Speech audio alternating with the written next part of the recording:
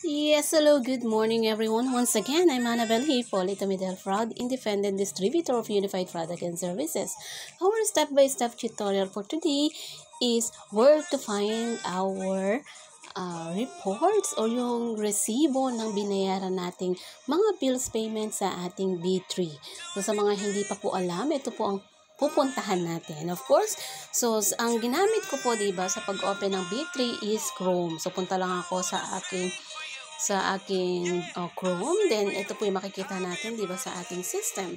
So, yung ating, yan. So, makikita po yung reports at yung resibo. So, dito po sa may ating apat na line sa left side. So, click po natin dyan si bills payment. So, saan ba ang ating bills payment dyan? Yung pang-apat, hindi po ba?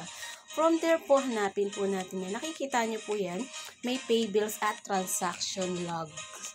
So, sa transaction logs po tayo, then makikita po natin yan. Yan yung mga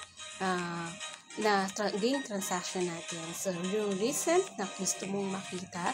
So, I think ito sa pangalawa ko is, ito yung aking transaction na bills payment. Nakikita nyo pa, pag-click ko dyan, get receipt, diba? So, do you want to download? So, download lang po.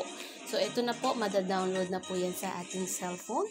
So, slide up, tignan po natin yung download. Paano siya.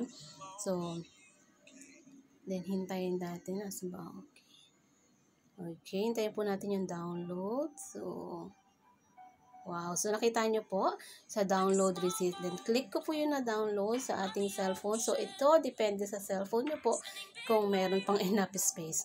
Yung mapapansin nyo po dyan, so, ito po yung bills payment receipt ko. So, ito na po yung receipt na pwede nyong puntahan. So, Pag-ibig Fund receipt po ito. So, I hope ayan po yung screenshot natin na isi-send natin sa ating client. So, I hope may na-import akong learning today. Once again, I'm Annabelle Hippolyta Medel, proud independent distributor of Unified Product and Services. Good morning!